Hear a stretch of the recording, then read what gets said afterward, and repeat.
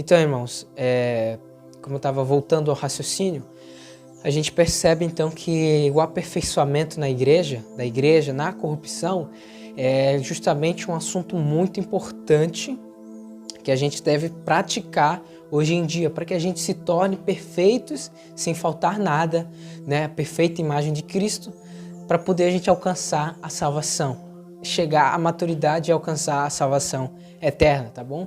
Porque se o próprio Senhor, se o nosso próprio Senhor precisou ser aperfeiçoado para alcançar a vida eterna, a gente também tem que ser aperfeiçoado para chegar à vida eterna, irmãos, tá?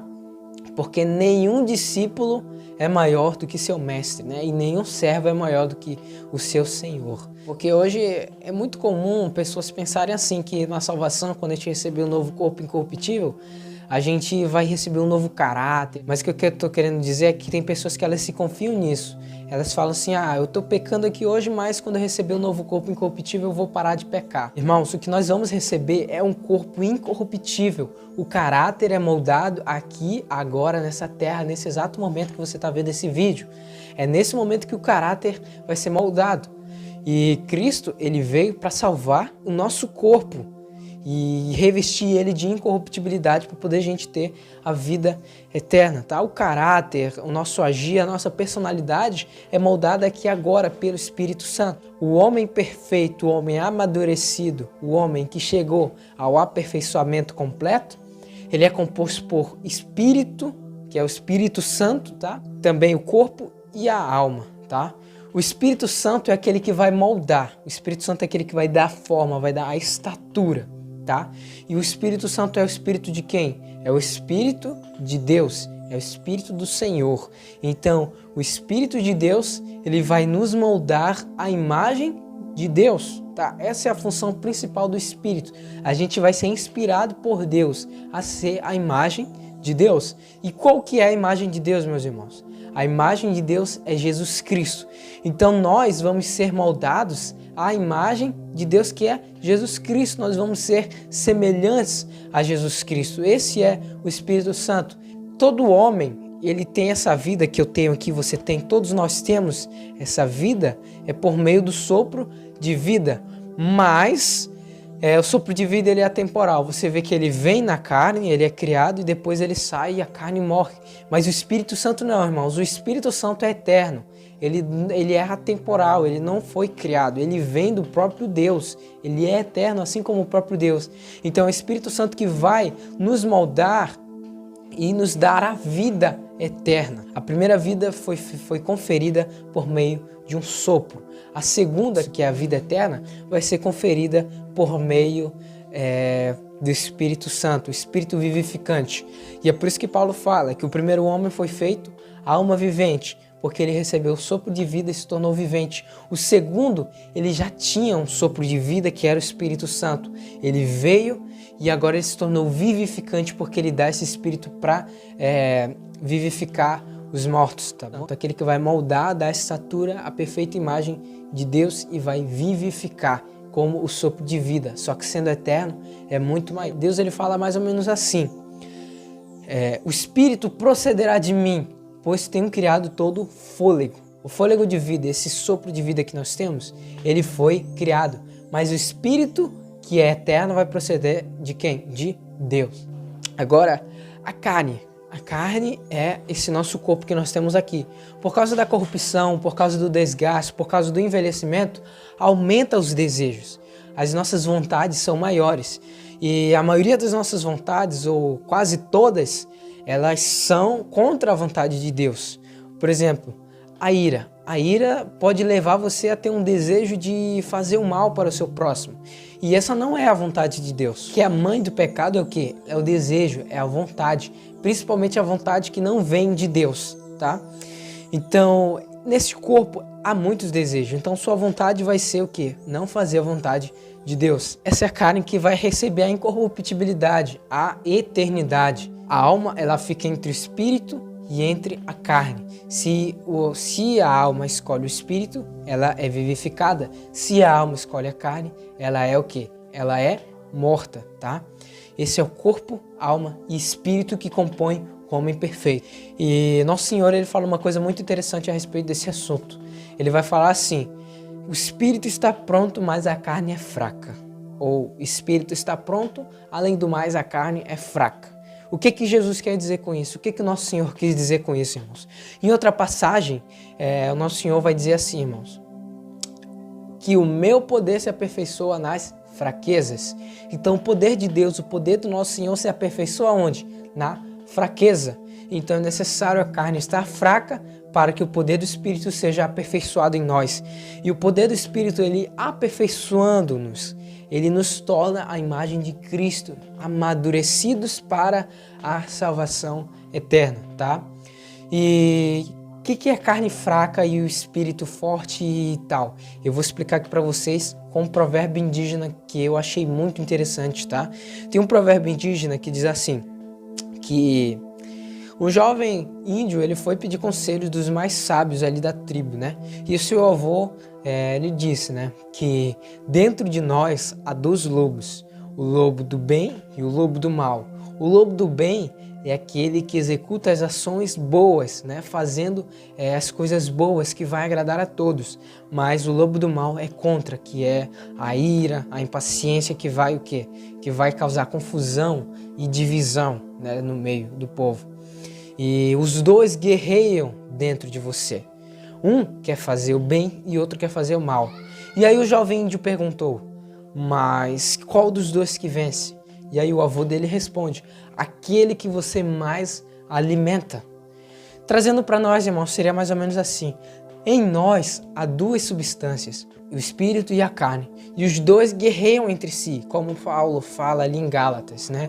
Os dois guerreiam entre si. Ambos são contra o outro, tá?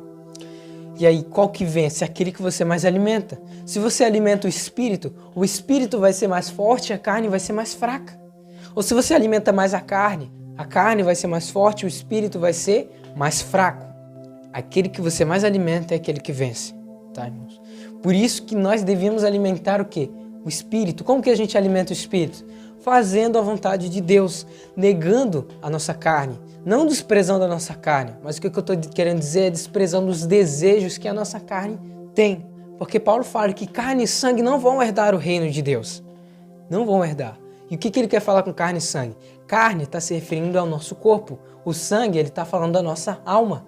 Carne e alma, né? O corpo e a alma não herdam o reino de Deus. Por quê? Porque o corpo e a alma não têm o espírito que vivifica. Agora, corpo, alma e espírito herdam o reino de Deus.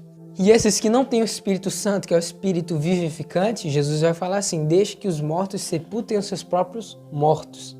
Mostrando o quê? Mostrando que aqueles que não têm o Espírito Santo, eles estão o quê? Mortos, eles estão desligados da dimensão espiritual, eles estão desligados de Deus. Então eles estão mortos porque eles não têm o Espírito vivificante, o Espírito Santo, o Espírito de Deus que vivifica, tá? Primeiro interiormente e depois exteriormente. Ele vai nos revestir interiormente nas nossas atitudes, nas nossas ações. E aí ele vai vir completo quando nós recebemos o corpo incorruptível, onde o Espírito Santo vai revestir o nosso corpo de incorruptibilidade e de glória, irmãos. E Tiago ele nos dá um conselho ali no capítulo 1, né? Ali nos versos 1, 2, 3 e 4, não estou me recordado. Eu li ainda hoje de manhã, ele fala que assim, ó, que tenham alegrias por passarem por tentações. Por quê? Porque a tentação, quando é vencida, ela gera o quê? Perseverança. Ela gera paciência, firmeza.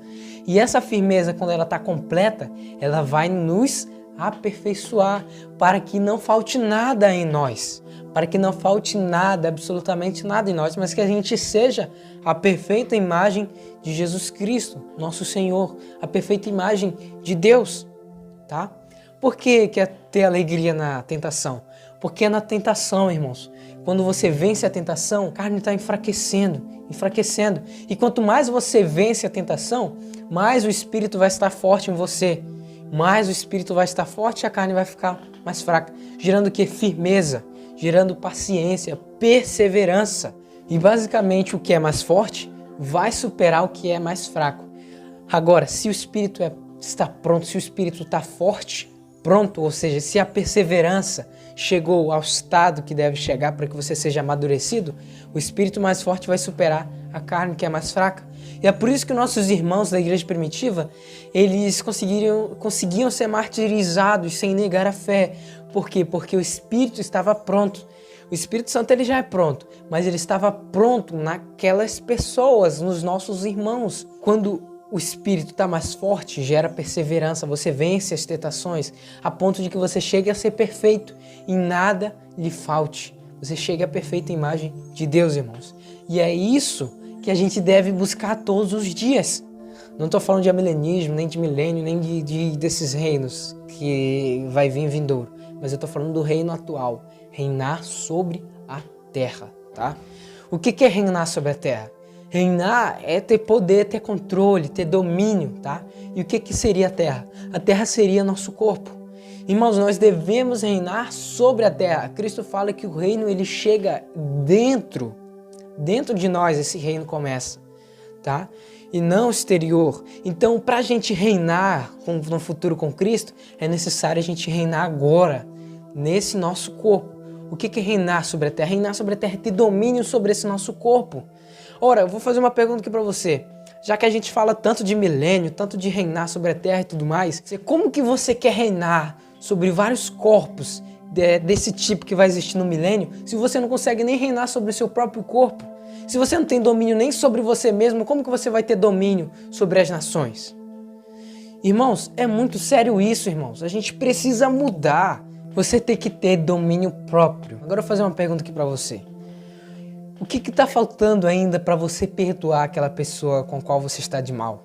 O que está faltando para você transformar sua ira em amor? O que está faltando para você transformar sua impaciência em perseverança? O que está faltando para você amar o seu próximo? O que está faltando para você parar de falar palavrão? O que está faltando para você orar mais? Não confunda o que eu estou querendo dizer, porque assim, a gente está tão obcecado por entendimento que a gente esquece a prática, tá? Tem irmãos ótimos que fazem ótimos vídeos aí nos canais sobre as escrituras, ensinando a palavra, né? Eles fazem a parte deles, ensinar. Agora você precisa fazer a sua parte, que é pôr em prática. Ponha o amor acima do entendimento. Ponha o amor acima do conhecimento. Eva, ela cobiçou tanto entendimento que desobedeceu à lei. E por causa disso entrou a morte no mundo. E hoje não está sendo diferente. Hoje as pessoas elas estão cobiçando tanto entendimento que elas não estão pondo em prática a lei de Deus, o amor, a obediência, a fé. Elas não amam o seu próximo, muito menos a Deus. Lógico que a prática vem pelo entendimento. Mas se você adquire tanto entendimento e não põe à prática, aí você está enganando-se a si mesmo. Por quê? Porque quanto mais Deus dá, mais Ele cobra. Abel agradou a Deus sem entender os mistérios que nós temos hoje. Enoque agradou a Deus antes mesmo de obter revelações. Noé agradou a Deus porque ele era justo, tinha obras. Irmãos, vamos acordar, irmãos. Vamos despertar desse sono.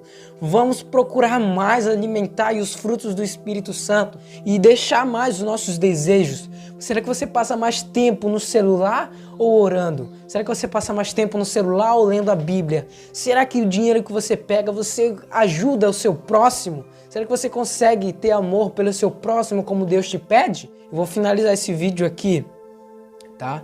E aí eu posso continuar no próximo dando acréscimos, tá bom, irmãos? Mas por enquanto é isso, irmãos. Deus abençoe a todos vocês em nome do nosso Senhor Jesus. Amém.